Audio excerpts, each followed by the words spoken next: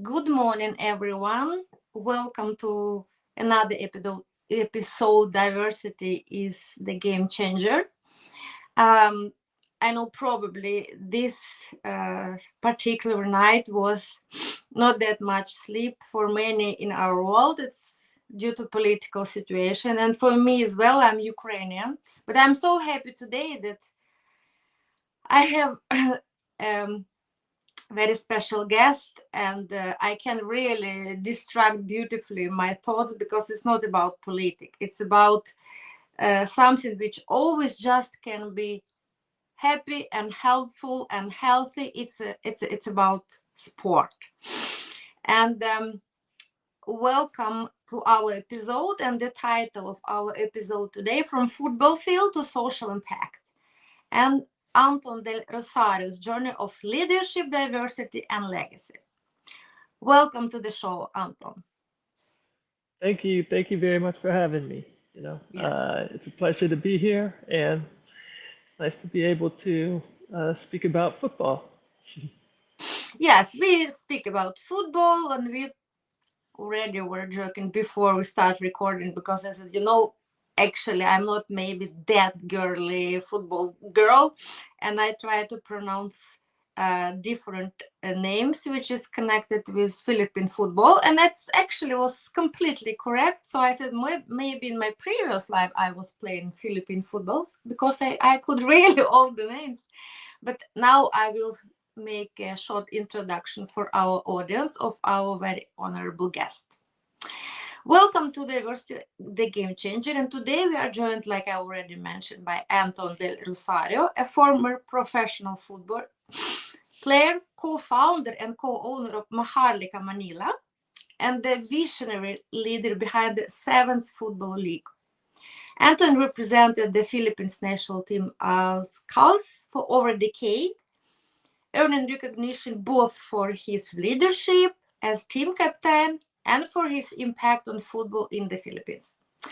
Anton's influence doesn't stop at the field.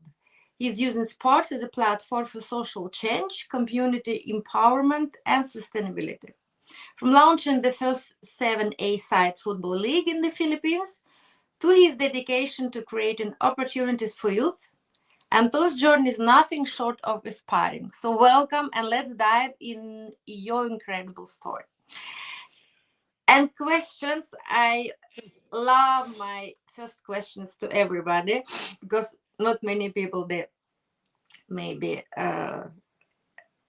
wait for this question, and they're like very uh, focused on presence, which is very nice. It's very mindful. But let's dive in your childhood, and I would like you to take us and welcome to um, the life and early ages of young and little boy whose name Anton.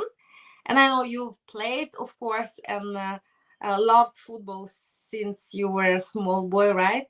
And I know also a little bit that it was very nice support and influence and maybe motivation, inspiration from your brother and family.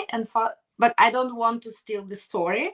So please welcome us and our audience to the life of young Anton. Thank you. All right, all right. Well, thank you for that introduction. That was amazing. Um, you know, uh, I'm, I guess, taking you back to my whole football life, right? Because football has been a blessing, and it's really what I believe I could use to be able to impact the world, right?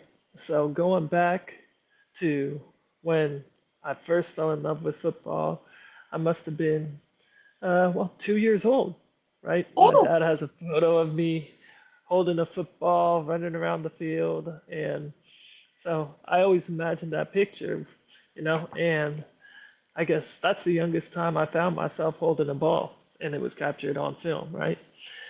And then as I got older, my older brother, who's 3 years older than me, mhm, sort of inspired me by falling in love with football because mhm, we grew up very competitive, right? So I grew up, I should start there. I grew up in a place near San Francisco, California. It's called mhm, San Mateo, right? mhm, And of course, in the U.S., I got three brothers, and Oh. both my parents are actually Filipino, right? Mm-hmm. But we ended up living in the States and got to experience a great childhood, right? So my older brother, who's 3 years older than me, uh, fell in love with the sport. We were very competitive, so I always wanted to try and be better than him, right? So Mm. I guess I was one of those players that worked hard, right? I was the one who would go out in the middle of the night and start kicking a ball against the wall, right? When I was Mm-hmm. just 10 years old, 11 years old, right? Um, but then I found myself, luckily, I had good parents, and my dad took me to a World Cup game when I was 13 years old in San Francisco or Stanford. And then I fell in love with the sport there because I got to see how a crowd reacted to the sport. I got to see how football could influence so many people. Just being in the stadium and feeling the atmosphere. And from there, that kept me playing football. I ended up coming to the Philippines in 1997, my whole family, and I started playing football out here, high school, Mm-hmm. and then I was seen by sort of the national team, right? Um, as one of the youth members to actually play for the country growing up, right? Mm-hmm. Um, so while this was going on, I first what did 2 years of high school out here. Ended up wanting to go back to the States and finishing high school over there and trying to get a scholarship. Mm-hmm. Um, didn't get one. Ended up coming to the Philippines. Ended up playing and getting offered to play for the country, but instead I chose to go back to the States. I did junior college over there, played football, worked three jobs to try and get through everything. It wasn't easy, right? But still going to school at the same time. Mm-hmm. Uh, Ended up graduating there as a associate's degree, which is a 2 year degree, right? Mm-hmm. And then I didn't get into any of the colleges that I wanted to. Mm-hmm. So I ended up moving back to the Philippines again, right? Okay. So this is in 2004 now. And in 2004, I ended up committing myself to the national team with one of my best friends that lived out here. Then I brought him to the States and everything. Mm-hmm. And then we ended up playing for the country for the first time in 2004 in Malaysia. It was a great experience, had a decent crowd, but being able to rep the flag was probably like the greatest achievement that I've been able to make, right? You Mm-hmm. know, you're not playing for yourself anymore, you're playing for millions of people across the country, right? Um, so I took that to heart, and from there, that actually was able to get me a scholarship to the States, which I was Oh. always wanting to do. Yeah, so Okay. then I played for the country and I was going to college at the same time. So I got to go travel back and forth, experience different parts of the world and playing, right? So I was lucky and I was blessed. That all took me back to after graduating in the US. I started doing construction, right? Oh. I was working, I was working a construction job Mm-hmm. and in valet parking, right? And then 2009, I said, okay, let's go back to the Philippines and see if we could do something over there. Mm-hmm. Because times, yeah, I mean, I was working dead end jobs. So from there, I ended up going back to the Philippines in 2009. We did very well in a football tournament, probably the biggest tournament here in Southeast Asia Mm-hmm. in 2010. And then 2010, we ended up playing against the defending champions, Vietnam. We're playing in Vietnam. We end up beating Vietnam 2-0. And we were the worst team in the tournament supposedly, right? So Mm-hmm. doing that sort of turned the Philippine team, the Azkals, into like overnight celebrities in a way, right? We Mm-hmm. ended up getting back from Vietnam after it was great. We were playing in front of 50,000 people, right? And then after that, we got back home and it was cameras in our faces. We started doing modeling stuff. People Uh-huh. started, endorsing us. And the best thing though was we got to see a bunch of youth academies, like kids academies, pop up right Mm-hmm. all over the country. Before there were probably only like 3 or 4 of them. Now there's hundreds of academies of all across the country, right? And I saw a professional league start, so I got to really see how football can change, I guess, uh, could change the world in a way, in a very positive way, because this is getting kids playing sports, it's getting families and building communities together, right? So Mm-hmm. I was able to see all of this happen. 2017, I took some time off of football because I started playing in the professional league over here. Mm-hmm. Um, and then 2017, I ended up starting an application, Mm-hmm. a sports application where if you wanted to go play football right now, you could search for football games closest to you by time or by competitive level. And Mm-hmm. if nothing was available, then people can join your game because then you could create your own game for other people to join, right? Mm-hmm. I ended up getting an investor, selling out of that company, and then I started doing football events. It was all for fun, just seven-a-side football, mini football, right? Mini soccer. And I started missing the competitive side, so I said, well, let's put together 8 teams. I'll call 7 of my friends, and I'll have them all make teams to be able to create a league.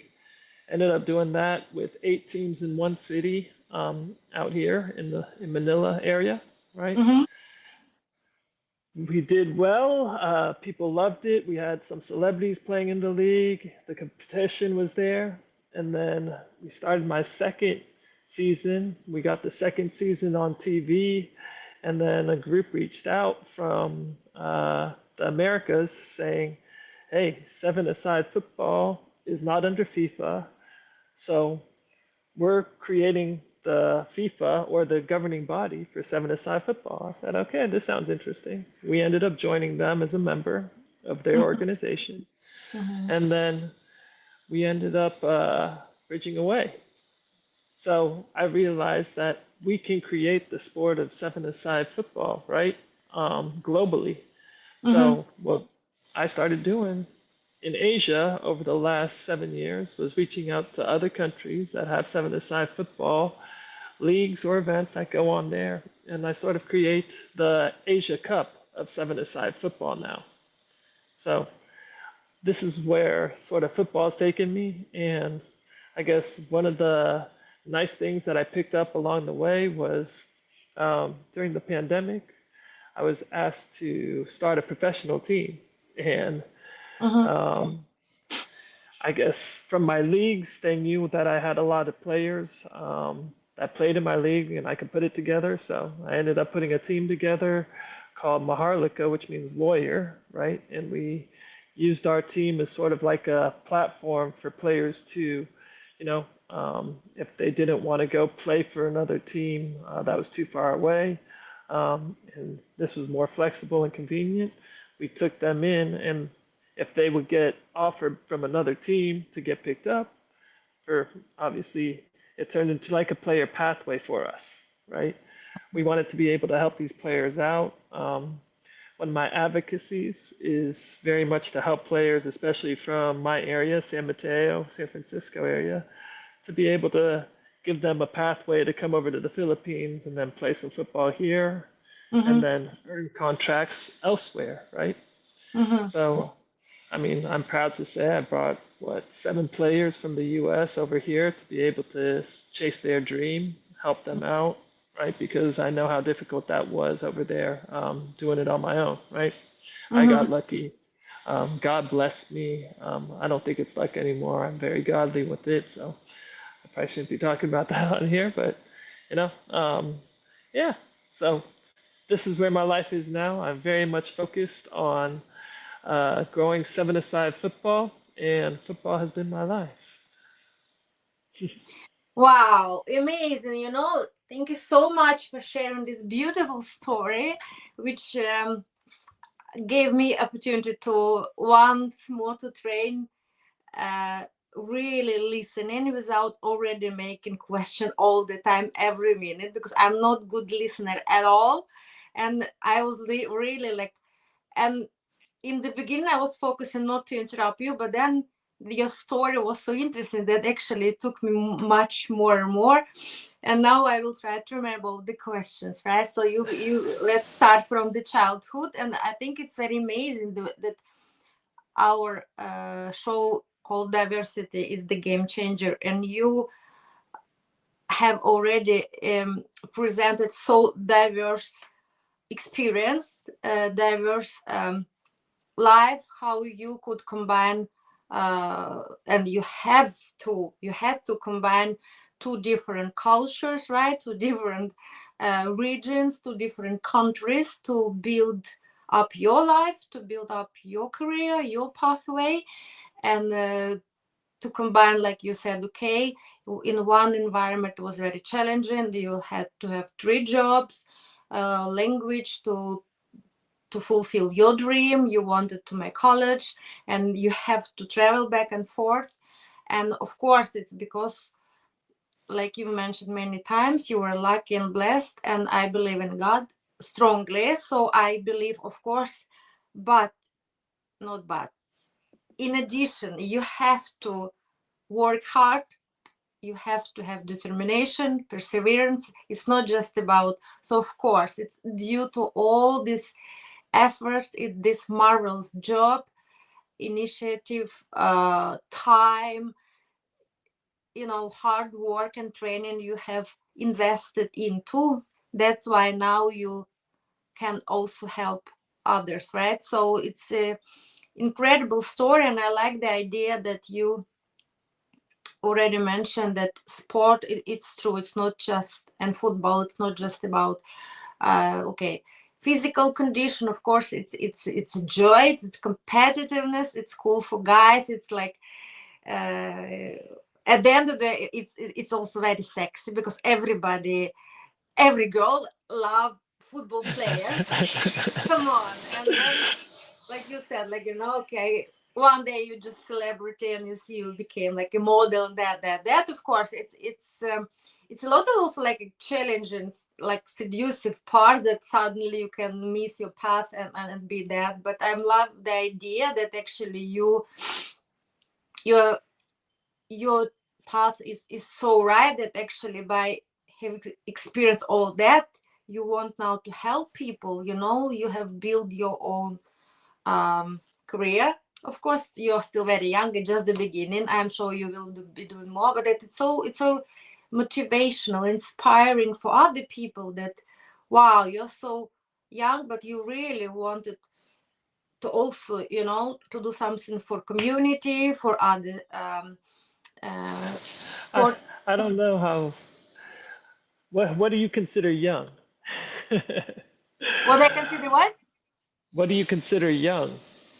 Like, young. cause Of course, we are yeah. young. You and me, we are young. No, no, no, we are young. We don't consider. We know that. We said that. You and me. We have discussed our age. We are young. I like this. I So like it. Good. yes. So my question is, because uh, I would like to ask, because of, again, due to diversity, so you've been interacting and playing and studying and working with so many different and diverse people and mindsets, because it's cultural diversity, it's like gender diversity, right? And a diversity of mindsets. And you also been a captain, and you know that the beautiful example actually that we all not just are different but should be different, and how actually we together can be as a team so strong. It's like, in football, in team, everybody has own role, right? So that's why they have different, like, talent, skill, capabilities, but together they can really make a change. So I know a lot of coaching, leadership books, they always give that example, actually, that it's not just okay, it's cool that when we are different, we have different perspectives, expertise, mindset, but how we can collaborate, this is the most important. So for me, questions for you, like when you've been captain, and you still you're doing so many with different people from different culture, from different traditions, what is your actually opinion about diversity? Is it good thing, or is it challenging because it's different cultures and tradition, or it's an advantage, or what do you think? Like, when you said people, you took people from Cali and came to Philippines. It's brave. It's really Well, brave. I mean, I look at diversity. Diversity is it's a great thing. You get to see how not everybody is the same, right? But it's all stepping into the mindset of how you look at diversity, right? I mean, I love to step into atmosphere like a team of people from different places because, you know, it allows you to learn, right? So I look at this every day. These are the people that you should be learning from. Not Mhm, everybody is going to be the same, right? Just like you're saying, people have certain roles, people act a certain way, so you need to be able to see where they fit in best, right? That's what the best coaches do. The best coaches and leaders will find, hey, look, I mean, this is how you are. I can't change you, but how can you fit into this machine in the right way to be able to fix a piece that we're lacking, right? But at the same time, you're not just trying to see where they fit in, you're also trying to learn from them mhm, because maybe they also see things in a different way, right? In a different perspective. They see their role differently, right? mhm, So it's being able to understand that and then learning from it, but at the same time, finding the right place to be able to put it in, right? So diversity is it's great because it's if you look at it properly, it's a place where you can actually learn from other people, right? Respect them, right? Different cultures, mhm. everything. Yes, Yep. I agree. I cannot be more agree than what you already stated, that of course it's about diversity of knowledge, mindset, and perspectives. It's so colorful, it's so interesting. That's why, and especially now we are changing so many global challenges, like climate challenges, and like that we really should be united to address these challenges as well. Now we are not anymore separate, like we just there and you are there. Like it's actually we are so global and interconnected, and markets, and we could experience it during pandemic. Like it was so fast, like rapidly affect from one place to another place, right? So we are so connected, so we should really remember that. And what I love about football and sport and art, actually I came into this idea that it's actually the great power for uniting people, because you it's like football, it's kind of tool or the language that everybody can speak, right? You don't need to speak the same language really, but you can be, like you said, many thousands, and just watching couple of people, and they don't need to like really maintain the same language, right? But if they are fans of the same team, they can be like brothers. So it's really the greatest power, how you can unite nations, unite all, I don't know, ethnical backgrounds, gender, cultural, neurodiversity. Everybody can be like brothers and sisters. There is no difference, no racism, no discrimination. It's so powerful, right? So amazing, like music, like art, like pictures, like it's we have to think more and more that some people don't. Oh, okay, just a game. No, it's not just a game. It's so powerful, and I'm so happy that you could understand it very early, and you wanted to use it like this tool just to unite people, right? And make even more social impact. uh that's why my next question is, like, you've turned your passion for football into engine for social impact and for engagement for your community. And um about this project, about seventh football league and 7A, how you call it, 7A game? Because actually we don't have it in Norway, and I have never heard it in Ukraine as well, where I'm origin from. Could you actually explain a little bit what means this game, like 7A side football? Yes. Okay, so it's better known over there in Europe as mini soccer, right? Um, It, so it's pretty uh-huh. much football is normally played 11 versus 11 on a big field. Oh, This really? is this is Okay. you're funny.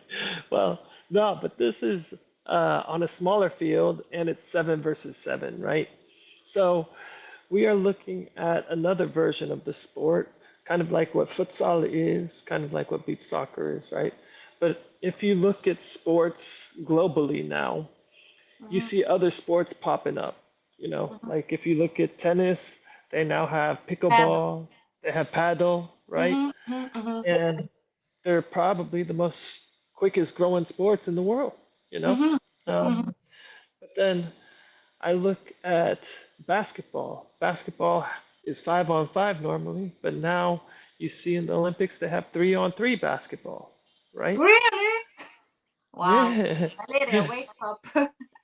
Okay, No, now. and even rugby. Rugby has 15s. That's what it was before, and now what's very popular is the rugby sevens. So Hmm. with football, we believe that this version of football becomes more exciting. It caters to the younger generation and the younger market Mm-hmm. because um, they don't have the, I guess, attention span to sit there and stay for a whole game, understand everything, right? Is it shorter? Or what is the main difference between you've disappeared? Right. I just feel like, because I have now the perfect chance to get the information from the very first source. So what is the main difference between, like you said, like football and okay, I understand it's less area, right? It's 7 players, and is it historical? Is it old? It's tradition game, or what is the origin from? Yeah. So seven-a-side football, I mean, you imagine football, the way it started was almost most likely, smaller football. It wasn't as many people, right? Uh-huh. So football and mini football has always been there. And this, in all of our training sessions as a professional, we almost play mini football, right? We play possession. So it's a Mm-hmm. It's a what? it's a format that's used often, right? In normal football as well, right? Mm-hmm. Something technical. We have technical problems a little bit. Sorry about that. No, it's okay. Hello, hello. Yes. Can you hear me? Shoot.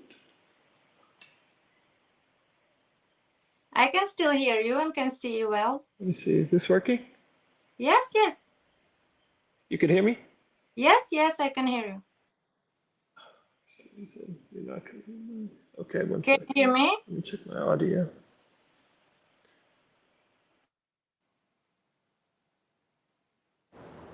Can you hear me?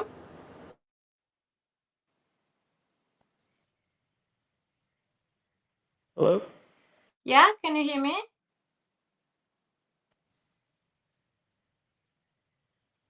Hello? Can you hear me? There. Oh Yeah. my God. Sorry.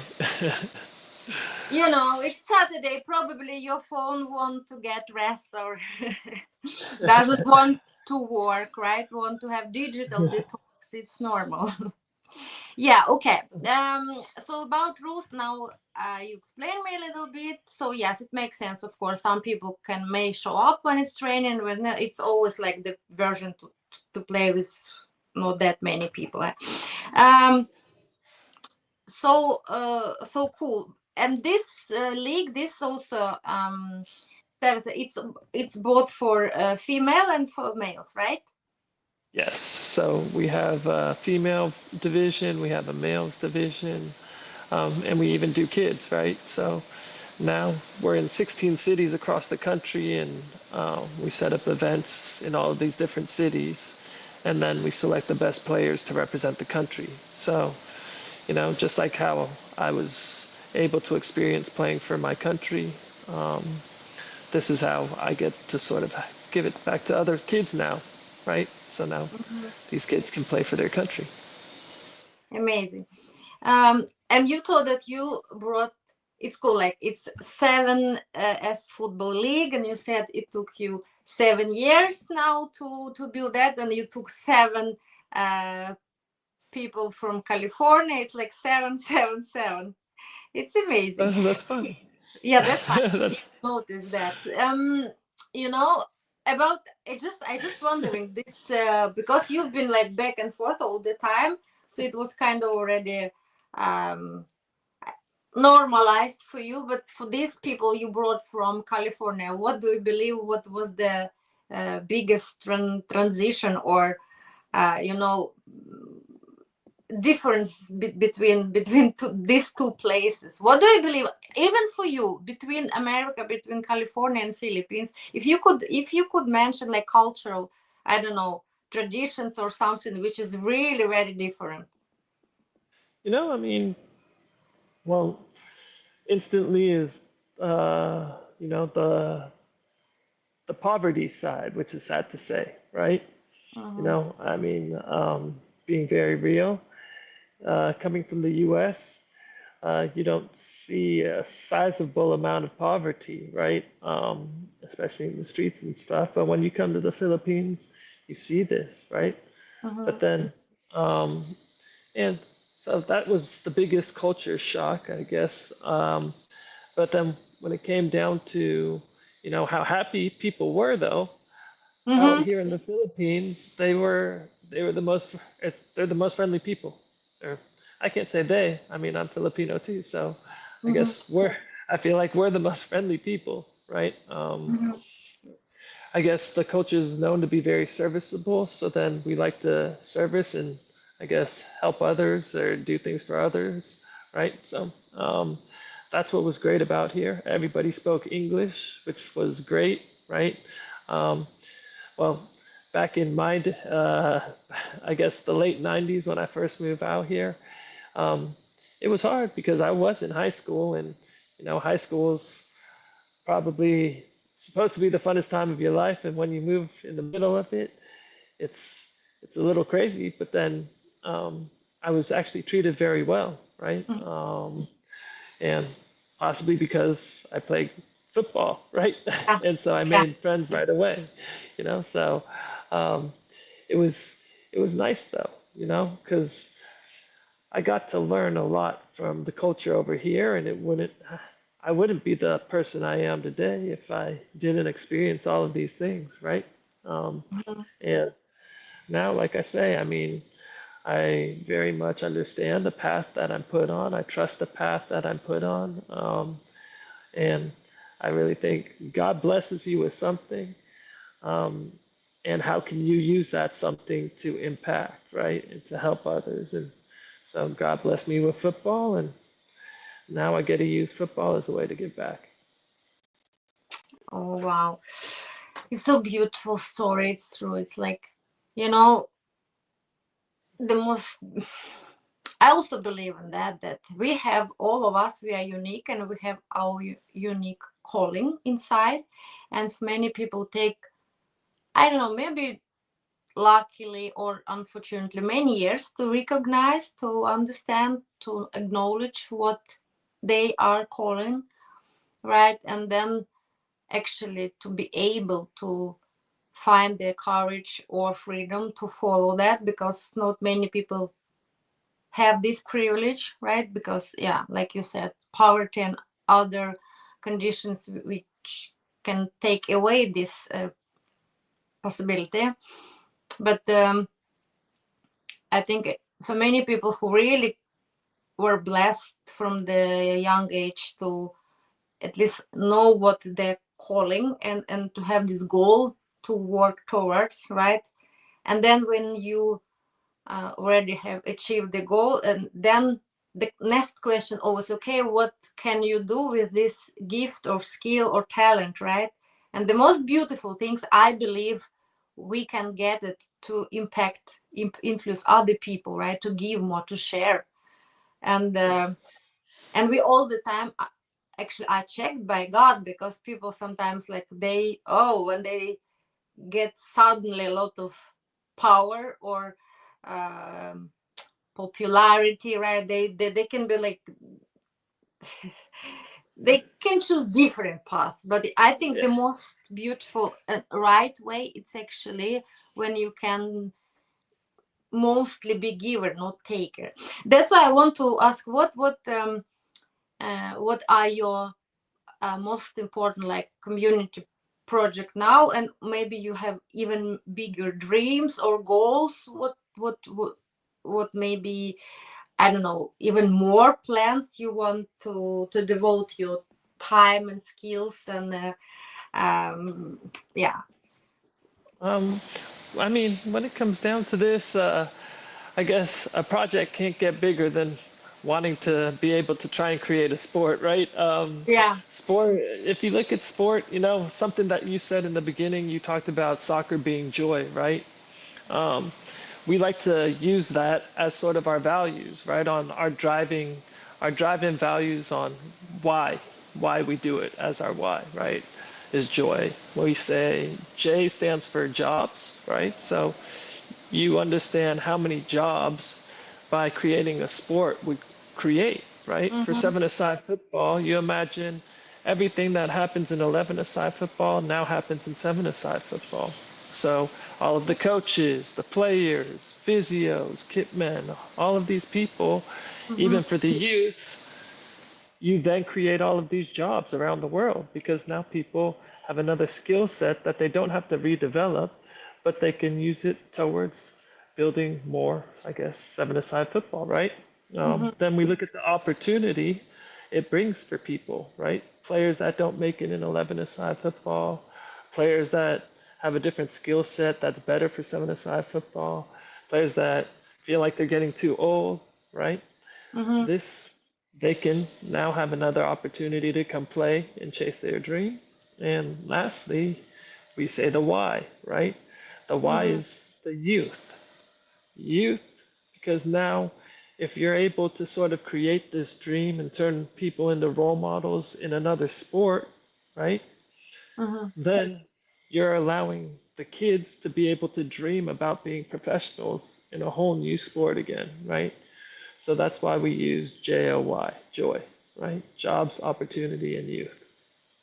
Yeah. Oh, so So beautiful, Jill. Right? Job opportunities and youth. Yeah, amazing. So yeah, it's marvelous approach, and the power of storytelling and the power of real example by um, being a role model, and, like you say, giving even more opportunity to many people who are becoming role models. It's exactly what we need more and more for our kids, because they're our hope and they're our future generation, right? So thank you for your doing this. My last questions before we play a little bit game. So I would like to ask you about awareness. About diversity. We already mentioned culture and gender and mindset, right? And it's a new emerging aspect of diversity, which I am talking about, trying to conversate with all of my guests and open more and more, like, platforms to be okay to talk about that. It's about neurodiversity. This is my passion, because neurodiversity, it's basically claims that all people's brain, they are wired differently, and some people has ADHD, autism, OCD, dyslexia, dyspraxia, a lot of Asperger, a lot of, they call it, I don't know, disabilities, but I call it unique abilities. It's actually 30% of population worldwide just who is identified, and I believe it's many more who is not identified, and it's huge amount of people. And still in many countries it's a lot of stigma and prejudice and discrimination against those people. They call it them, oh, this is, oh, this weird guy, this awkward girl or something. How do you believe we can address neurodiversity and these kids? Because why I'm talking, because I'm neurodivergent, I have myself OCD, and I'm struggling with that from time to time, really in severe forms. So how do you believe sport can help, how we can make more inclusive sport for such kids, or and grown up people? You know, no, I truly believe in that. Right. Everybody, like I said, everybody's not the same. Mhm. And it's, and like you said, it's not a flaw. It's sometimes it's a talent, right? It all depends on how people sort of access what they're better at. And I've seen this. My my nephew. Well, I'm not supposed to be talking about that, so I'm gonna cancel that. um, well, yeah, no, I like you. I don't have severe OCD, but I'm very much I line things up, right? So I'm Mhm. very particular about that. Mhm. So I'll be Mhm. sitting, like if I'm sitting at a table, and there's like a square napkin, I have to make sure that it's like right angled to everything, right? Mhm. So I'll put my spacing between things. I'll have like the same spacing between stuff. So yeah, I mean, I see it as a gift, right? In a way, it all depends on how people see it. And football, I guess, I guess one of the things that football does, and that helps is, I mean, pushing and pushing, working hard, it builds a certain confidence, right? Mhm. Mhm. And in order to be able to get far, you know, you need that confidence. I'm not saying to being cocky. I'm not saying, you know, uh, you have to be the best, but I mean, where I got to, like you said, it took hard work.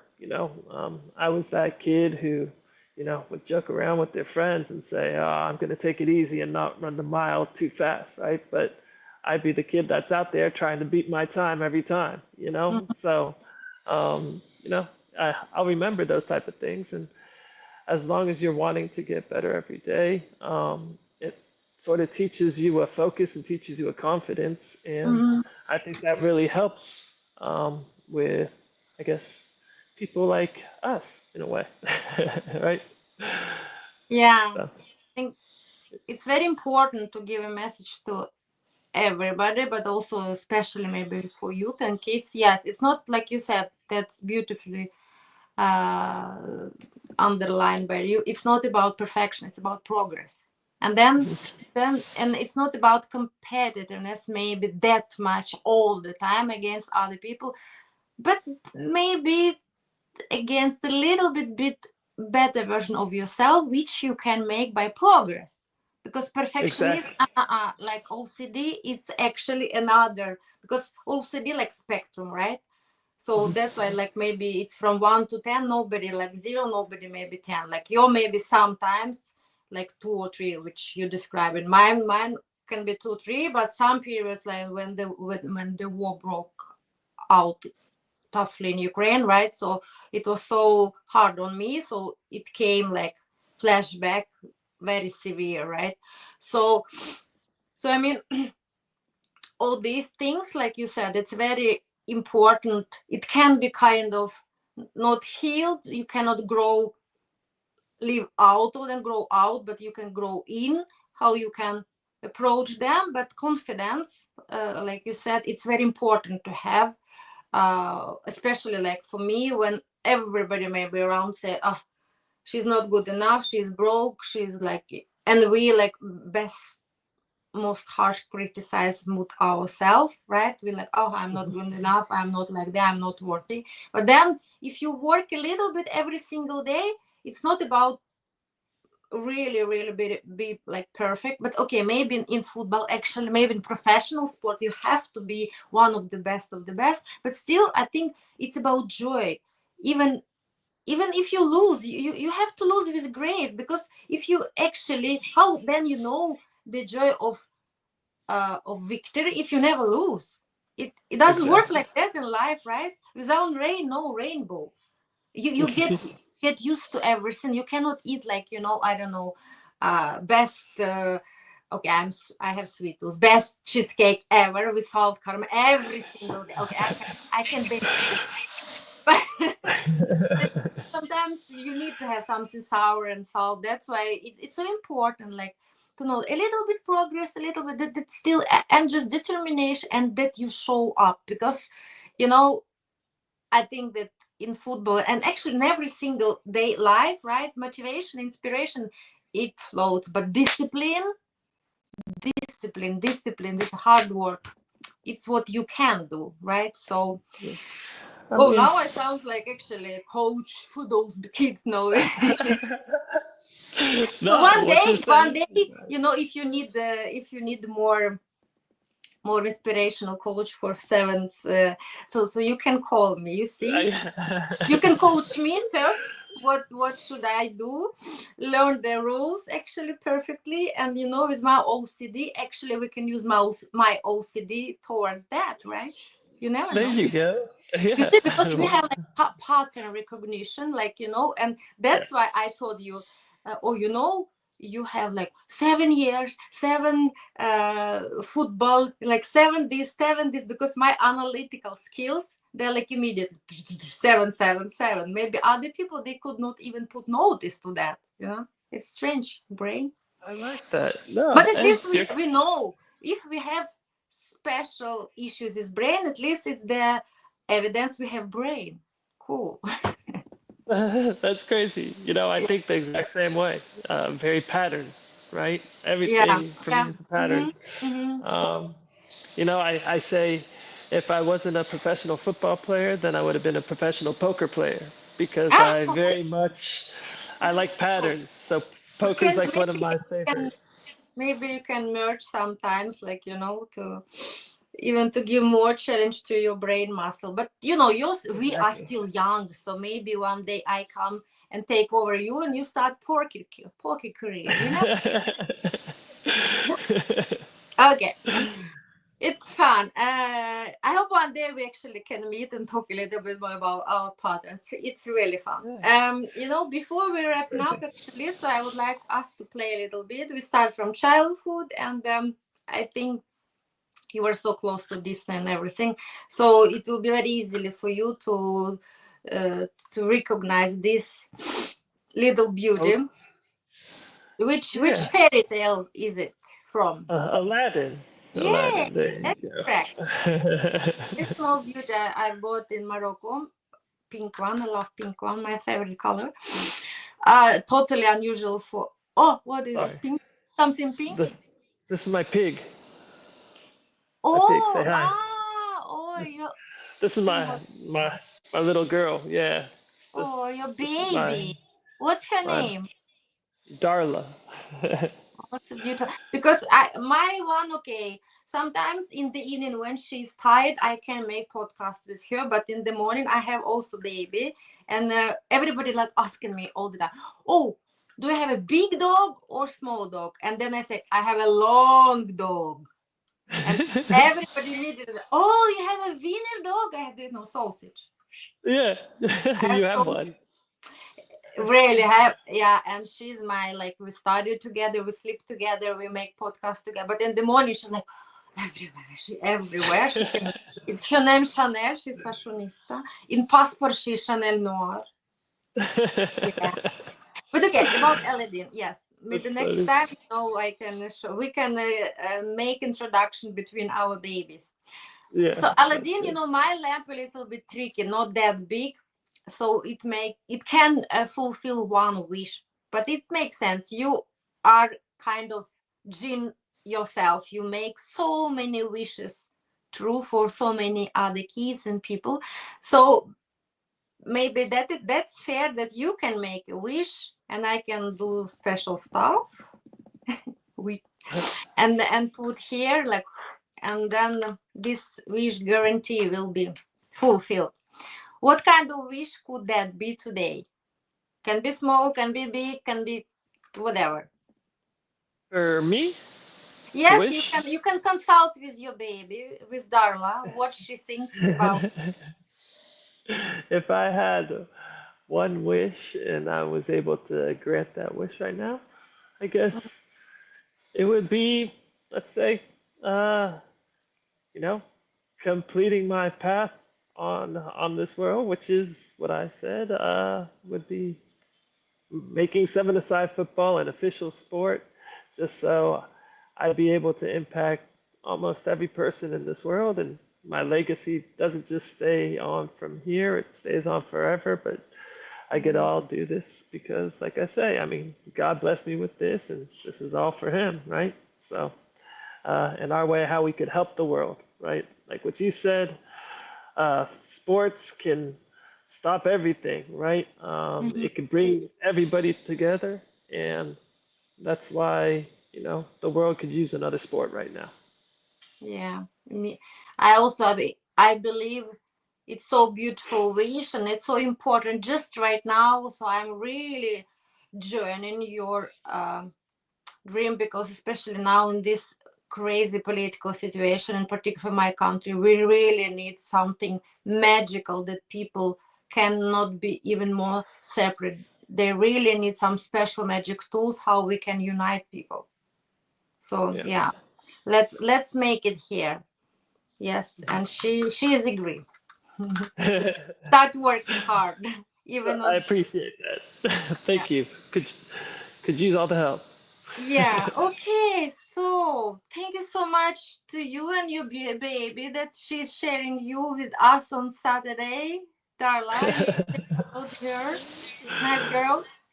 So thank you so Yeah. much that you were sharing a story that showing us your dedication, your passion, impact, truly that can be changeable. And I love the idea of power storytelling that one person can make so great impact even by doing things and also by your career and like you also like mentor and coach and role models for so many people, not just playing football and kids but also to become one day and doing what you're doing. It's amazing. So and as we wrap up, so let's just take, I am talking out to my audience. Oi. Oh, that's young baby. Always you're so cute. So let's wrap up by taking Anton's example to the heart. Sports are not just about the game. They are about empowering others, creating sustainable futures, and leaving a legacy that lasts far beyond the field. Let's all keep growing, connecting, and making a difference together. Thank you so much. Do you have any final thoughts to our audience before we say bye to them? No, I mean, all of you are lucky you watch this girl every day. She's very sweet, and I appreciate you for sharing your time with me. You take care. Yes. Thank you so much. Salamat. Salamat or salamat? Salamat. Salamat. Okay. Yes. Perfect. So stay tuned with Diversity is the Game Changer. Will be more inspirational and motivational stories. We will be watching, of course, Anton's future, and I hope in some, I don't know what's you given, how time estimations you're given to fulfill your dreams, but I'm sure one day we can make another show when you can already get even greater results with Valeria. I have made this and that and that and that. It will be made. Looking forward to that. So salamat. It will be great. You take care, yeah? Thank you. Yeah. Yeah, yeah. Bye bye. Goodbye.